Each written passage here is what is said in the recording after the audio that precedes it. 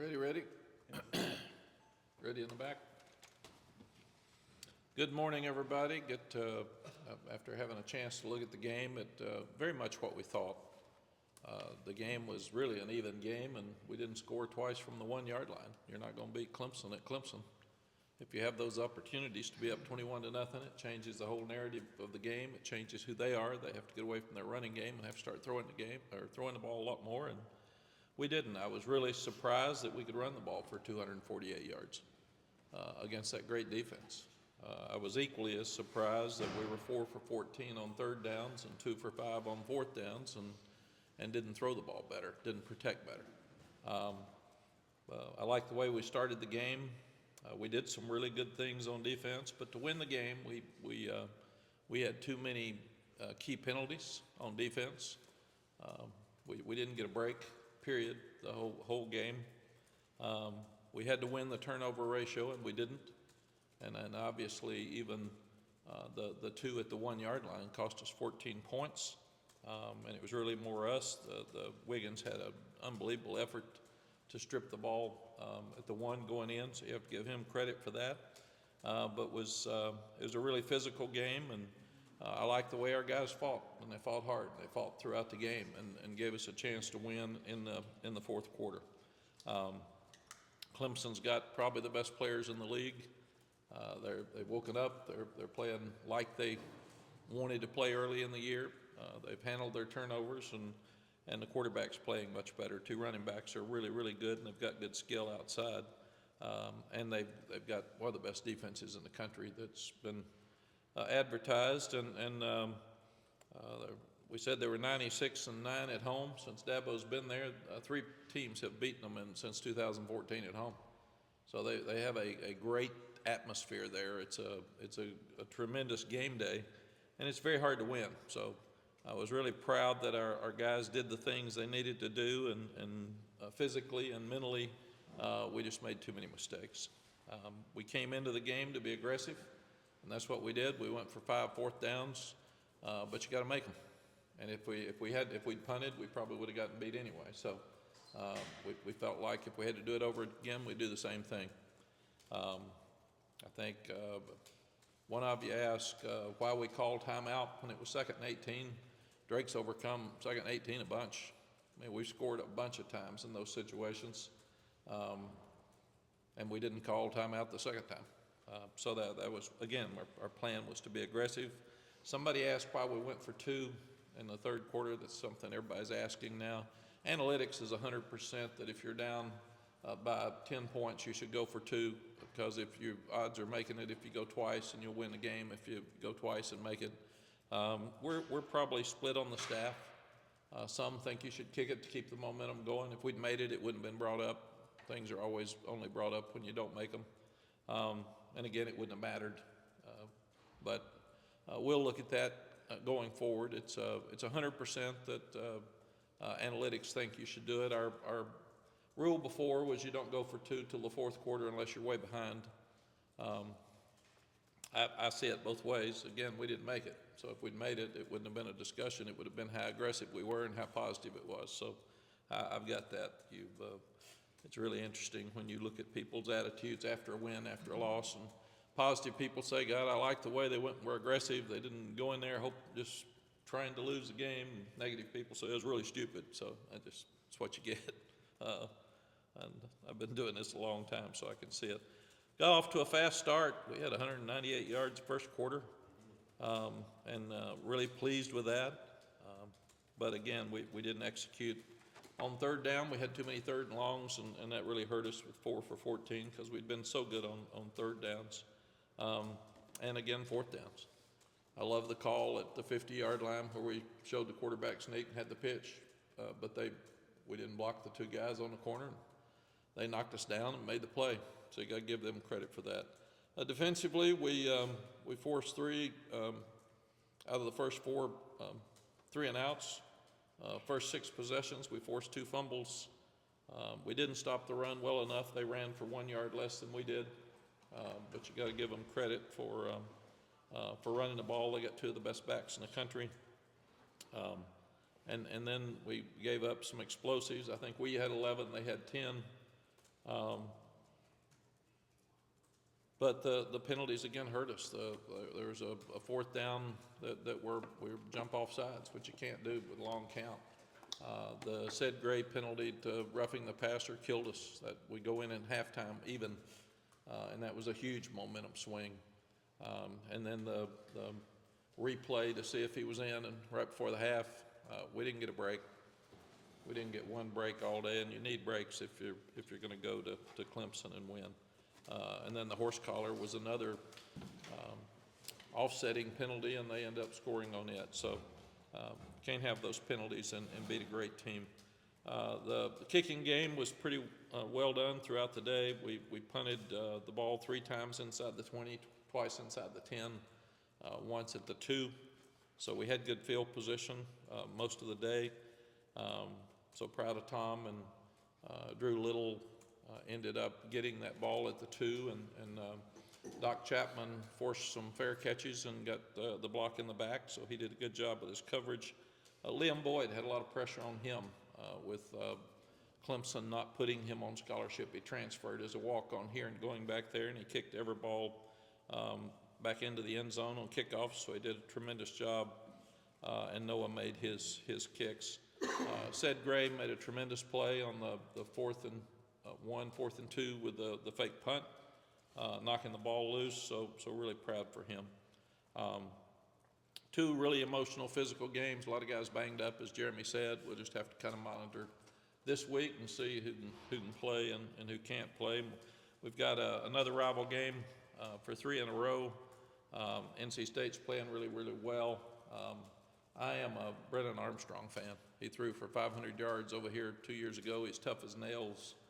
He comes out and isn't playing. He's got great attitude, and he plays some after Morris becomes a starter.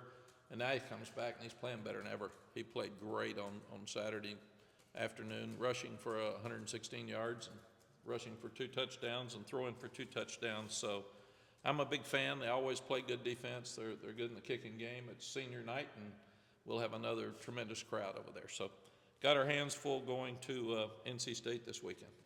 Questions? Mack, do you feel like the analytics, how it's gotten to be such a big part of the game, has sort of downplayed the experience and the gut reactions of coaches, yourself included, where you go by the book rather than maybe experience? Is that a thing? No, because I still go by experience. We weren't going to beat Clemson unless we stayed on the field, and they stayed on the field. We couldn't stop them. We had to get turnovers, but we weren't going to line up and just stop them. And our chance to win the game was our offense has been better than our defense, so we leaned heavy on our offense and didn't get it done. We didn't block them very well in the passing game. We blocked them well in the running game. It's really confusing.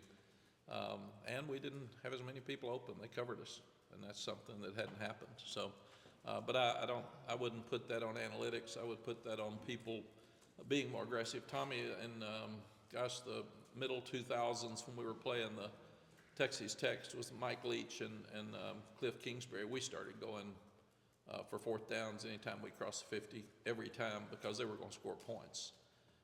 So really, we were with analytics before analytics were here. So, but you got to make them.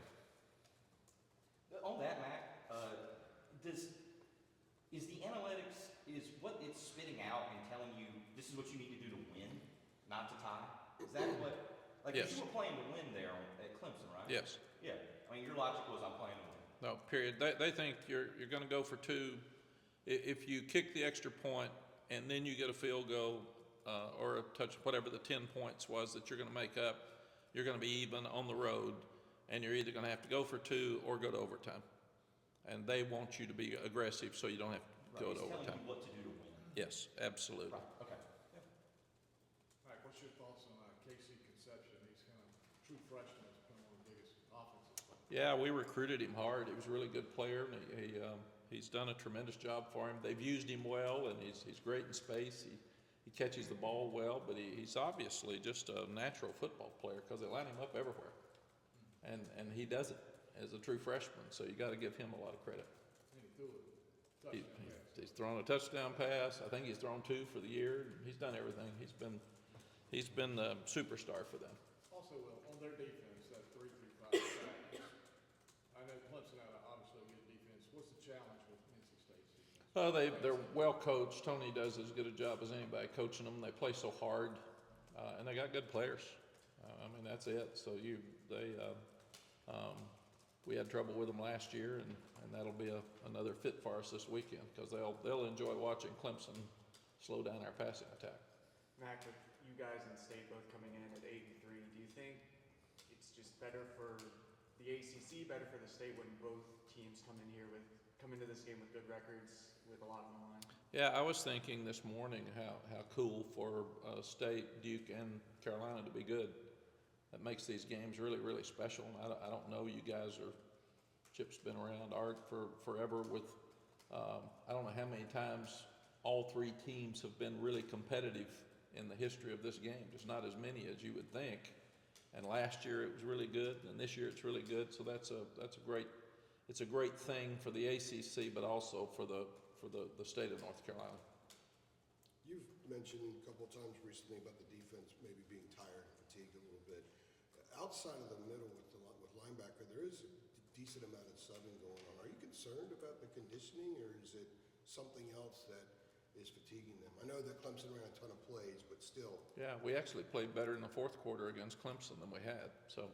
Well, but you've mentioned the fatigue factor a few times. I'm just kind of curious where that comes from and how you deal with that. It came from Georgia Tech, where we played awful in the 4th quarter and we looked tired against tempo. To me, I mean, since then we've played pretty good. Duke, we were okay in the 4th quarter. We don't have depth at corner, and we don't have depth at linebacker. Those are the 2 that have to stay out on the field, and we've got some guys banged up front, so that's been tough. But I think, again, I don't know why we haven't played well in the 4th quarter, and like you all, we're trying to figure it out. You can have opinions. I got to make decisions. Yeah, no doubt. And decisions are harder. I sat in your seat. It's a whole lot easier to have opinions than it is make decisions. But we have to process the decisions. Yeah, you really don't. You don't get fired for losing. I sat there. Yeah, no, like I said, I've sat in your seat, so not many head coaches can sit here and say, I've done what you do, but I have. And when I went home on Sunday night after a loss, I usually got my head, slept good, and I was good. Said, did I say anything stupid during the broadcast? Probably a couple of things, but nobody really cares. They didn't hear it, so it's all right. I just worry about my Twitter typos. Yeah. There's a lot of them. There was a coach that got fired in the ACC over the weekend. I know you and Dino have been pretty. Yeah, Dino's a really good friend. I texted him last night, and I hate seeing coaches get fired. And it's I know coaches make a lot of money, and I know we're in the entertainment business, and if we're not living up to the entertainment, we get fired. And he's done everything right. He's got a hard job, and he loves his kids, and they love him, and they play hard for him. And I've known him for 30 years, and it's one of the really disappointing things this time of the year to see people getting fired. And we're more like the NFL. There's a coach fired in his first year. This year, I'd never seen that before. So it's just here. It's real. People are not satisfied very long. And if you have a loss, everybody wants to fire the coach. And if not the head coach, the assistants, and then the head coach. But I hate it for Dino. And his boss was my boss at ESPN, so I like him too. So it makes it tough. But I got it. These are hard decisions for people, and the business is harder than it's ever been. It's just there's less patience. There's more talk because of our lives. Social media in our lives have given people a voice, and when you can have a voice without your name, that's an anonymous voice is even more aggressive. I know Dino's children. I know his wife. I know the staff. I know those people are trying to figure out what they're going to do to eat. And it's not Dino will be fine. I'll be fine if I got fired. But there's a lot of people in this building. There's 73 people in this building that would have to find a job. And most of them don't have contracts past 2 weeks. So when people aggressively want somebody fired, they're talking about firing buildings. And it changes a whole lot of things. And then when somebody's fired, then all your players have 30 days to transfer. So you could lose your whole team now. I mean, it's different than it's ever been. And I do think that's the reason that athletics directors and universities are firing coaches sooner, because they like to get a coach in before all the players can transfer. Because you can lose a whole team, especially key players, because everybody's trying to poach them anyway.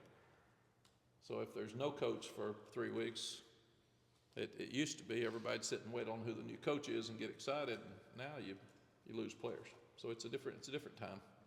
We asked some of the guys the other night after the game about some of the stated goals are no longer in play now.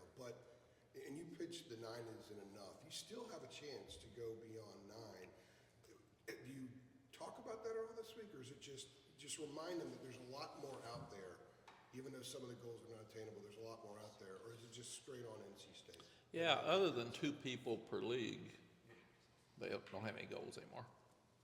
I mean, that's what you got. You got 2 that have a chance to win the league, and the rest of us are not across the country. So, rival games are like a whole season. It's something that heroes are made in. It's something you'll remember for the rest of your life. So nothing matters this week except focusing on this game. It's a great rival. The 2 teams are even over the last 5 years, 4 years, and both teams are good. So it'll be a tremendous atmosphere. And again, national TV game at night. When I got here, everybody's griping we played at noon all the time. Everybody's wanting to play at noon now. It's been really interesting to see be careful what you wish for. It always swings the other way. Yeah. 2 really good quarterbacks that are experienced, that have played in this league for a while. So I'm excited about the week and the game. But to stay on that, you're still positioned to get that 10th win, to Yeah. exceed that. Yeah, and we haven't given had. the fact it's only happened 7 times in this program's history, Yeah. that's pretty significant. Yes, no, it absolutely is, and the kids would know it. We were really disappointed because we felt like we had a chance to win. We know, you look at numbers, not many people beat Clemson at Clemson, and they were playing really well. So we knew we had to play near perfect to win, and we didn't. Fought hard. God, I like the way they fought. I like the way they didn't quit. And I like the way they were confident. They did some things better than we did, and the 2 at the 1 are the most glaring, obviously, but there were some others too. So I'm excited about watching us this weekend. Matt, you talked about Brendan Armstrong a little bit ago. Obviously, you've seen him before. But what kind of differences are there nowadays? Obviously, new team, new weapons around him, things like that. Have you noticed kind of any differences with him and his game? Jeremiah, I like his toughness. He was an old linebacker in high school, they said, and Bronco Mendenhall recruited him, and Bronco did an amazing job of finding guys the rest of us didn't see. And he was in Ohio. I mean, how does Bronco go up there and find him? I don't know. It always amazed me. He got a great receiver out of Louisiana. I said, where'd he come from? How does he do that? But he always did that. He found guys that some of us had never heard of, and they were really good when he put them out there. But I like his fight. I like his confidence. I like his toughness, his leadership. And I've been around him some at the ACC Media Days, and it was fun to watch him. He's just a business guy. I mean, he gonna be direct with you, but I like what I see, and I like the way he played Saturday. He played really good Saturday. Is there kind of go off of that? Like, is there value in pulling some of his Virginia tape in preparation, or is it more so better to just kind of keep all right? This is how he is with the Wolfpack. Yeah, no, it's different. He threw it for 500 yards against us out here with the same coordinator, but they're not doing that right now. They're different, and so you gotta go off what you see now, and it's really interesting. People say, "What do you think of this? What do you think of that?" We think what we see, and you just take what's on video, and that's who they are, and that's where you go for it. So, and I'm not a guy who hates rivals. I don't get up every morning and hate NC State or hate Duke or hate Wake Forest or hate Clemson. I like the coaches. I love kids. I love the way the kids play. For Brennan, I've played against him now 4 times? 3 times for sure. Twice at Virginia. I think it'll be the fourth, yeah. Yeah, This would be the fourth. yeah, this will be the 4th time. I think so. I've played against him the 4th time at 2 different schools, so I've kind of grown up with him here. But but like I said, you can't coach and not like kids. And when kids play well, like Concepcion, he's playing good, man. I'm proud of him. And I'm proud of our guys, but I'm proud when they play. Peyton Wilson, he's playing so well, and he stayed healthy. He'd had some tough luck there early. And I've coached against him. This will be the 4th year. But I'm proud of those guys. They're when they play well, you got to be proud of kids. Mack, Armstrong's dad's a steel worker, so I guess maybe that rubbed off. Is that what it is? That doesn't surprise me. Yeah. Talk about he can hurt you running the ball too, obviously. They've used him a lot in the running game. Yeah, they used him like a tailback some in the last few weeks. He's running quarterback counter. He's running quarterback draw. He's so elusive when he drops back to throw and he doesn't see what he wants and he feels it. He'll run and get it. He is definitely a dual threat and he's a problem. Mac, along the lines of the rivalry stuff, the last 2 years obviously have been brutal losses for you guys against the Wolfpack. The one 2 years ago in Raleigh, I mean, that one still sticks out to me. Is that one of the more unreal ones you've been a part of maybe in a long time? Just looking back on how it ended up. Yes. I mean, without question, you go back to probably 4 in my 35 years, and that's one of them that we should have won. But again, give them credit. We should have gotten the onside kick. We shouldn't have run out on the field. We were undisciplined and immature. We ran out on the field when we kicked the field goal to go up with 1:56 seconds left, and the celebration gave them the ball in a lot better field position. It doesn't matter now because it was gone. They tackled one of our guys going back to hit the quarterback as he threw the touchdown pass, and it wasn't called. I think I can gripe about it now. But statute of limitations. Balls over the head. Yeah. You know, Yeah. you can't get beat. You know. No, so we just didn't finish well. And then last year, Storm Duck falls down on the 3rd play of the game. They get an easy touchdown. They intercept the ball at the 20 late in the game when somebody hits Drake. So we miss a field goal in overtime. So those have been great games. So we got to figure out a way to finish them different. You mentioned how Drake, when he has a bad practice or a few bad throws, that kind of seems to really feel his fire a little bit more. How about coming off this game at Clemson where He'll be driven to play better on Saturday because we didn't give him enough time. We've protected really well, and we didn't protect as well on Saturday. He was under duress, and they hit him some when he was throwing it. They were 2 of 4 on 4th downs, and we were 2 of 4 except for the 4th and 20 at the end of the game. So really, it's about even on the 4th down. So, but I didn't think we clicked in our passing game like we have been all year, and you got to give Clemson credit for that. Mac, I know you've mentioned that you're not a fan of playing at Clemson, at NC State back-to-back, but do you think that going into that environment in Death Valley this past weekend is good preparation for the environment that you'll see in Raleigh this weekend? I would think so, Michael. Those are both very good environments. I told the guys that. You've been there, done that, so get ready again. It'll be the same thing. Get 2 senior nights back-to-back with 2 of your rivals on the road. Thank you, ACC. Appreciate it. Art. You had a chance to take the Clemson crowd out of the game on Saturday night. I guess that's essential, how you start the game, but the momentum is with State, it's not with you. So is starting the game right even more important this week? I think it's always important, Art. And we wouldn't have taken Clemson's crowd out of it. We would have quietened them a little early, but they would have fought back. 21-0 would have been better than 7-0. There's no question.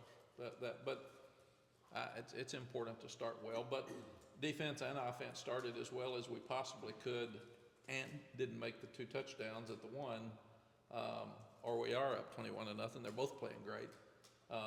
But give Clemson credit, they overcame it, and they made the plays at the one twice, and kept us from scoring. So that's what you got to do. We've made a tremendous amount of progress from when we got here to where we are now with our talent level versus Clemson. First year we played them, they were flat as could be and fumbled a few times and gave us a chance to win. It's interesting, in the championship game, they rushed for 68 yards and we rushed for 113. And then Saturday we rushed for 248 and they rushed for 247. But the quarterback's playing a lot better. But this is the same Clemson team. It's just a team that turned it over on the road and they've played great at home. If they don't miss the field goal, they beat Florida State. And we're probably having a different conversation about championship game. Different. Is it true about game pressure for the team that thinks it's going to win is supposed to win late in the game and they're not doing that? Do you feel that on the sideline, that game pressure is reverted back to you at home, places like that? So Yeah. If you're there's this weekend's an even game. But you give them probably the advantage because it's at their place. Clemson, nobody thought we were going to beat Clemson. Some of them said they did, but they look at 3 wins since 2014. They're behind the scenes. They'd say, "Yeah, I don't know. I ain't a believer, brother." And we had our chance.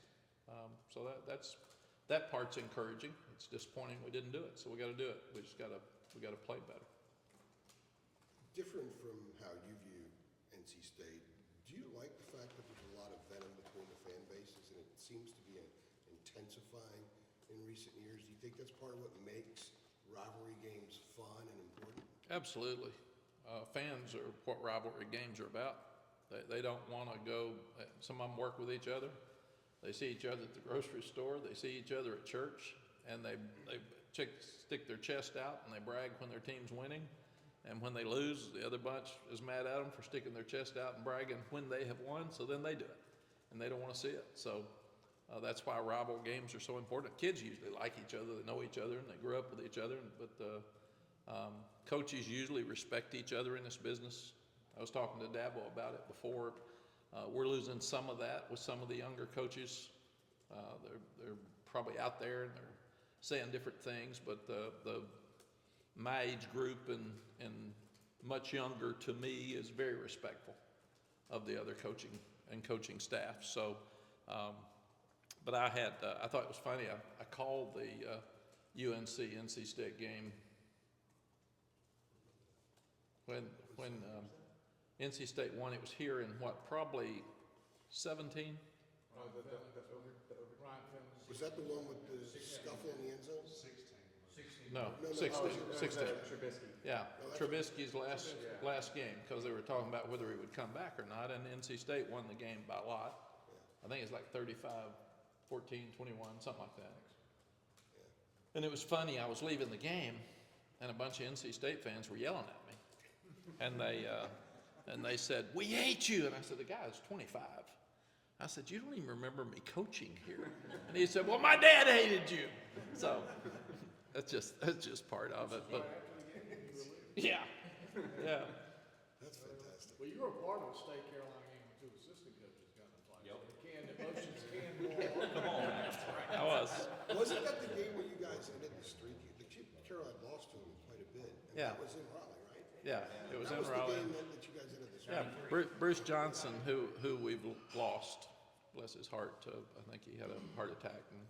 And I was finally, we'd beaten State. We hadn't beaten them for 5 years in a row. And we'd finally beaten them. It's pretty bad. I think it's 35-14 or something like that. And I was sitting in there getting ready to come talk to you all, and you much younger you alls. And I'm sitting there by myself, and I've got a bottle of water, and Bruce Johnson, who's just very direct, walked in, sat down next to me. He said, and I won't use his language. He said, Donnie Thompson just got in a fight in the middle of the field with Ted Kane. I said, "What?" Donnie Thompson just got in a fight in the middle of the field with Ted Kane. I said, "What are you talking about?" He said, "I'll go over it one more time." Donnie Thompson just got in a fight with Ted Kane in the middle of the field. I said, "Right now? Out there?"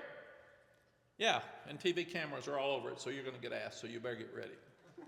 I had no clue.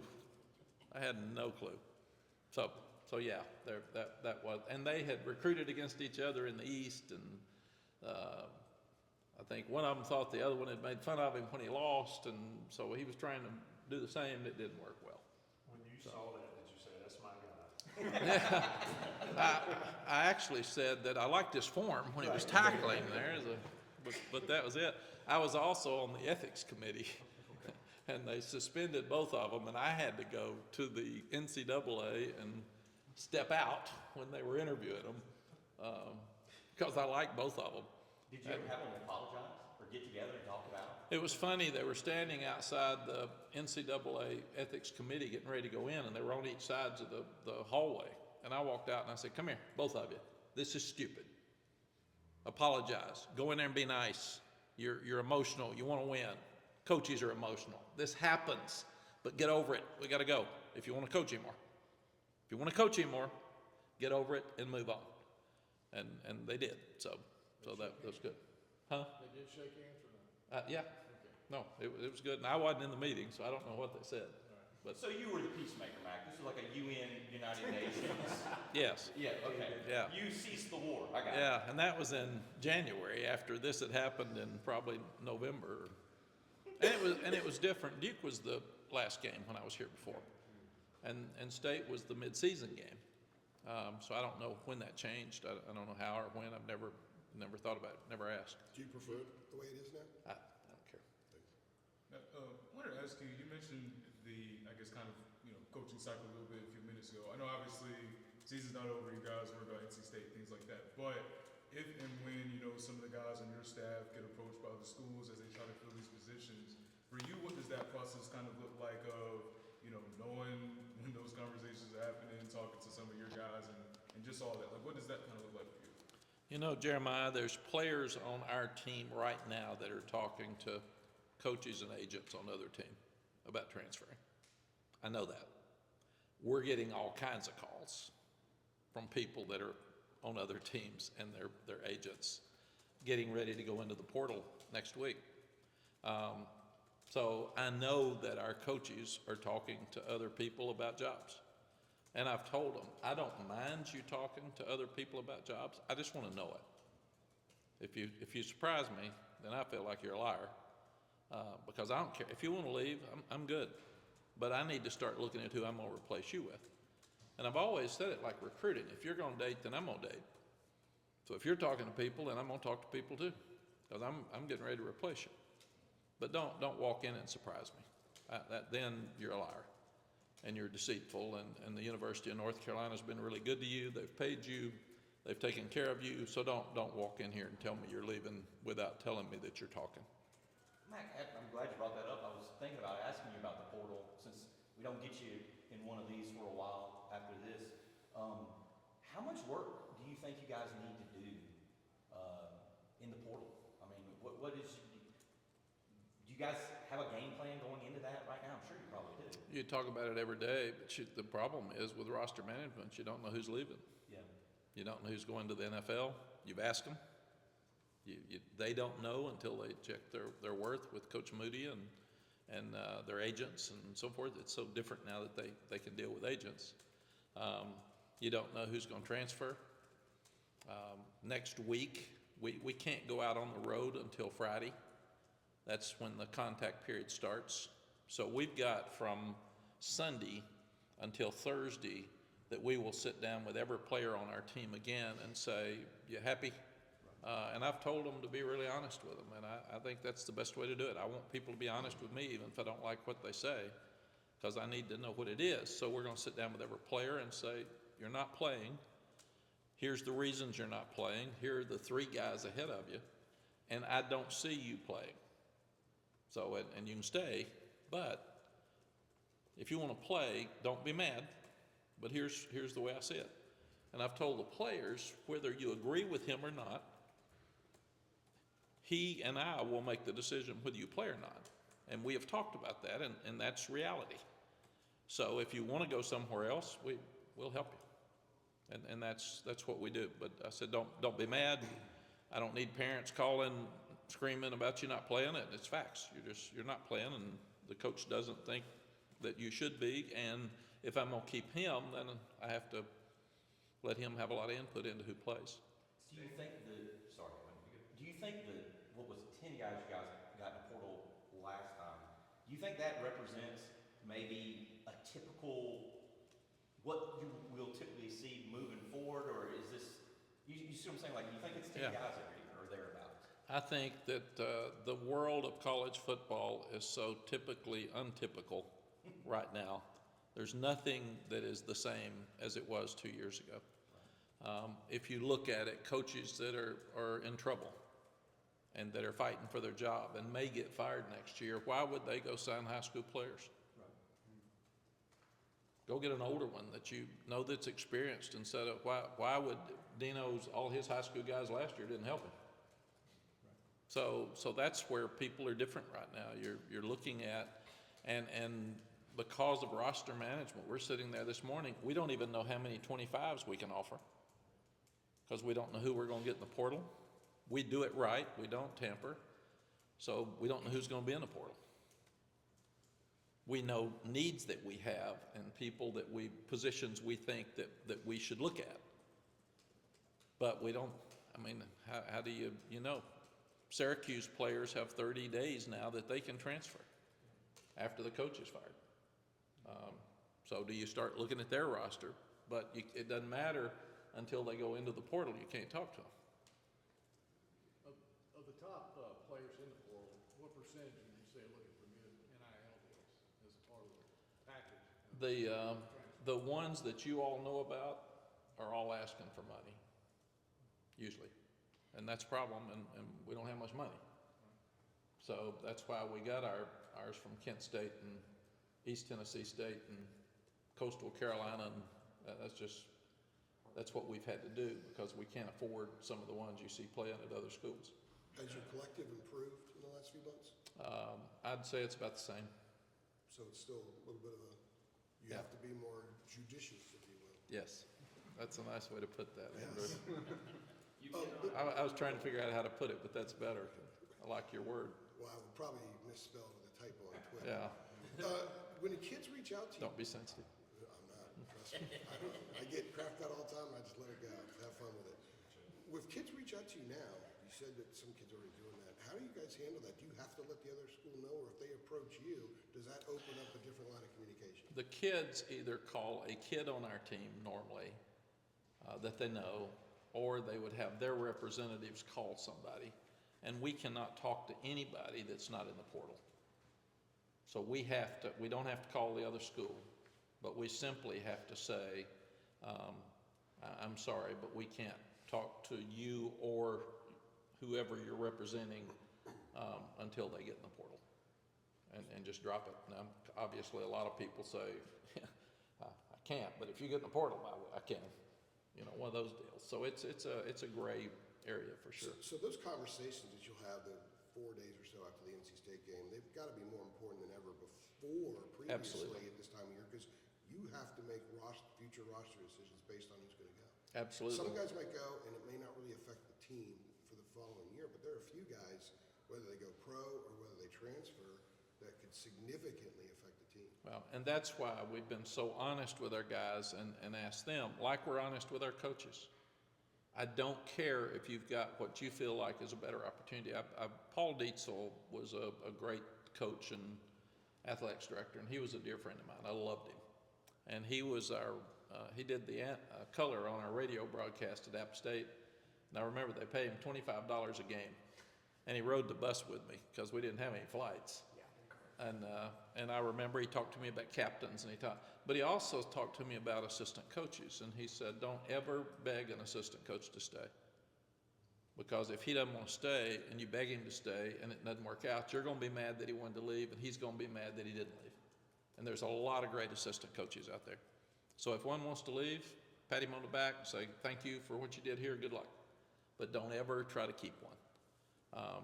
And I thought that makes a lot of sense. So that's why I've always been honest with our coaches.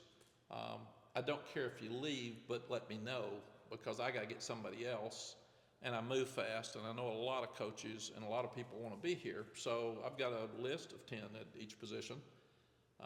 So if you want to go, fine. Same thing with players. Don't go through spring if you think you're gonna leave. Even if you can get your degree in May, we'll pay for it.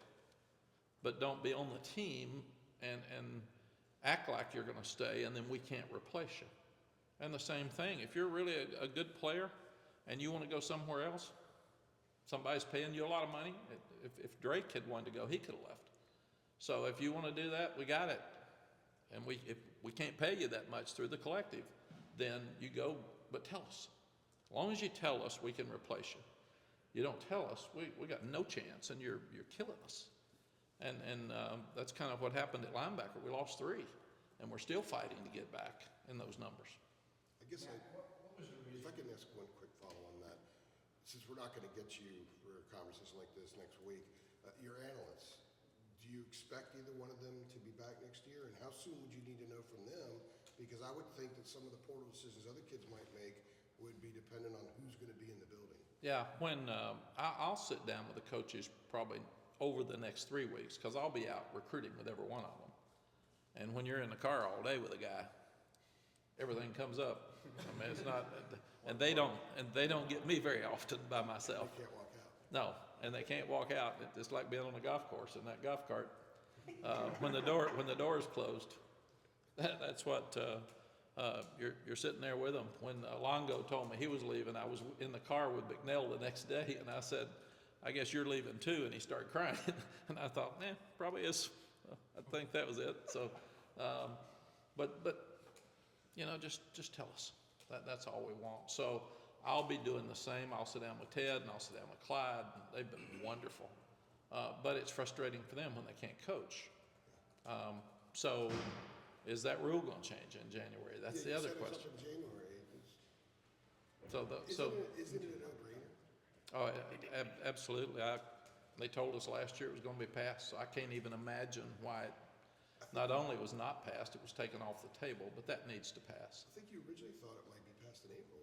Yeah, no, we thought so, and then we thought in the summer, and it just somehow got off track with the process they have. So hopefully they'll get it. Art. What was the reasoning to put out a statement to say that you're not retiring? I mean, you've told us a million times that you're not retiring. I didn't put out a statement. Jeremy did. Yeah. What was the reason? 24/7 Sports put out an article that made it sound like it, and Adam and Andrew felt like they needed a comment. Yeah. Can you say that again so we get that on tape?